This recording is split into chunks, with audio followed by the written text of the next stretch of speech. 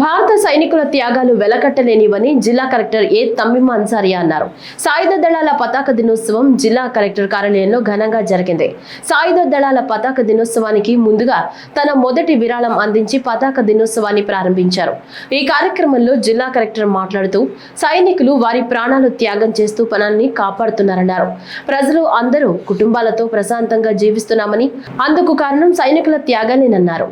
సైనికులు కుటుంబాలను వదిలిపెట్టి దేశ సరిహద్దులో సియాచిన్ వంటి తీవ్రమైన వాతావరణ పరిస్థితుల్లో సైతం రక్షణగా నిలిచి దేశాన్ని రేయింబవళ్లు కాపాడుతున్నారని చెప్పారు. సైనికుల సేవలు ఎంతగా కొనియాడినా తక్కువేనని పేర్కొన్నారు. అటువంటి సైనికులకు వారి కుటుంబాలకు ప్రతి వ్యక్తి రుణపడి ఉంటారని, వారికి అండగా ఉండాలని పిలుపునిచ్చారు.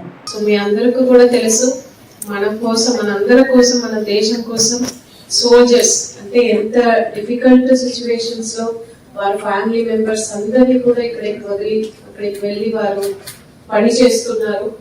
సో ఈ సందర్భంలో వారి కోసం, వారు మన దేశం కోసం చేస్తున్నారు.